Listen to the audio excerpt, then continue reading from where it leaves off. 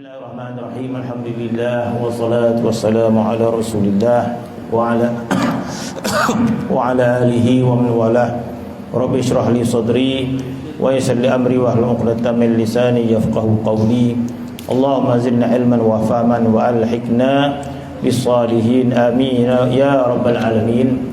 Alhamdulillah, bersyukur kita kepada Allah Subhanahu wa taala pada malam ini kita diberikan kesempatan oleh Allah Subhanahu wa taala, adanya kelapangan, adanya kesihatan, maka kita menghidupkan sedikit malam nisfu Syaban ini sebagaimana dianjurkan oleh Nabi kita sallallahu alaihi wasallam.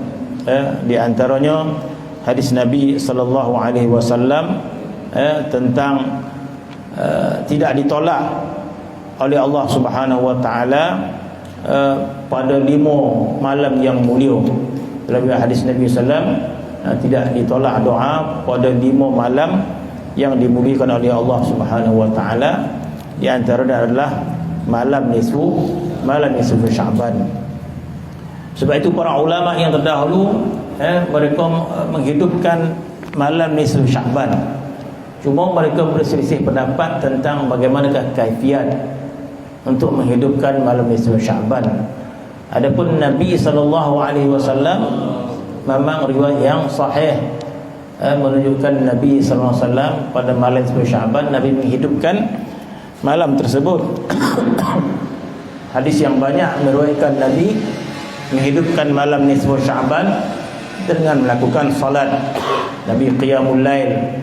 Bahkan ada riwayat doa yang diucapkan oleh Nabi sallallahu alaihi wasallam, dan sehingga Nabi mengatakan kepada Siti Aisyah, "Wahai Aisyah, sesungguhnya malam ini adalah malam pelepasan daripada api neraka. Allah Subhanahu wa taala mengampunkan umat Islam ini sebanyak bilangan bulu Bani Kalb nama dia." Nabi sebut begitu. Sehingga Siti Aisyah bertanya, "Ya Rasulullah, bagaimana keadaan bulu kambing Bani Kalb?" Nabi mengatakan bahawa tidak ada kambing yang paling banyak berbanding kambing yang dipelihara oleh Bani Kalb namanya. Jadi Allah Subhanahu wa taala mengampunkan sebab sebilangan bulu kambing Bani Kalb. Bermaksud malam ini adalah malam maghfirah, malam ini malam keampunan daripada Allah Subhanahu wa taala. Sebab itu ada kisah Abdullah bin Mubarak bertaubat. Malam inilah malam bertaubat. Dan malam ini juga malam untuk kita mengampunkan kesalahan orang. Dan malam ini juga malam untuk kita membaiki hati kita agar tidak membenci seseorang pun.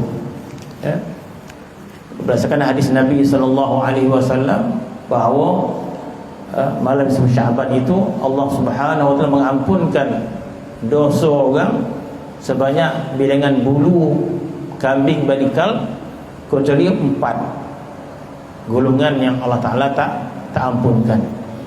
Orang yang durhaka ibu bapa, orang yang menemarah orang yang sombong dengan pakaiannya, kemudian orang yang berzina, dan yang terakhir orang yang berkelahi. Ada yang mengatakan orang yang memutuskan silaturahim, bermaksud benci membenci. Makna ada orang yang saling benci membenci pada malam nisfu Syaban, maka dia tidak mendapat keampunan daripada Allah Subhanahu wa taala. Maka di antara dosa yang paling besar, di antara dosa yang besar di akhirat nanti yang suka kita buat, dan syaitan juga suka, di antara dosa yang mudah kita buat, iaitu kita saling benci membenci, ataupun kita berselisih faham. Kita benci membenci, kita memutuskan silaturahim, dosa yang mudah kita lakukan. Bahkan banyak dosa ini sangat besar di sisi Allah Subhanahu wa taala. Di antara dia diharamkan kita mendapat keampunan malam nisfu Syaban. Begitu juga orang golongan yang tadi diharamkan untuk mendapat keberkatan malam Lailatul Qadar. Jadi apa lagi yang kita harapkan kalau kita tidak mendapat keberkatan nisfu Syaban? Apa lagi yang kita harapkan kalau kita tidak mendapat keberkatan malam Lailatul Qadar? Dengan dosa yang sering kita lakukan, bahkan di padang mahsyar nanti disebut dalam hadis, ketika manusia orang mukmin berjalan menuju ke syurga Allah Subhanahu wa taala, syurga itu telah pun tercium baunya sejauh 100,000 tahun perjalanan. Ada kata 500 tahun perjalanan nak sampai ke syurga, maka syurga itu telah keluar baunya, terbau. Kecuali 4 golongan yang tadi, orang yang minum arak, orang yang berzina, orang yang mendurhaka bapa dia, dan orang yang berkelahi, memutuskan silaturahim. Jadi bermaksud malam nisfu Syaban ini adalah malam kita menyuburkan kasih sayang kita. Malam nisfu Syaban ini adalah malam kita meluaskan rahmat kita. Malam nisfu Syaban ini adalah malam kita untuk mengampunkan manusia. Kenapa? Sebab malam ini adalah malam limpahan rahmat, limpahan maghfirah daripada Allah Subhanahu wa taala. Sebab dalam hadis menyebut, barang siapa tidak merahmati manusia, dia juga tidak mendapat rahmat daripada Allah Subhanahu wa taala. Orang yang susah untuk mengampunkan manusia, dia juga susah mendapat keampunan daripada Allah Subhanahu wa taala. Man la yarham la yurham, wa man lam yaghfir la yughfar.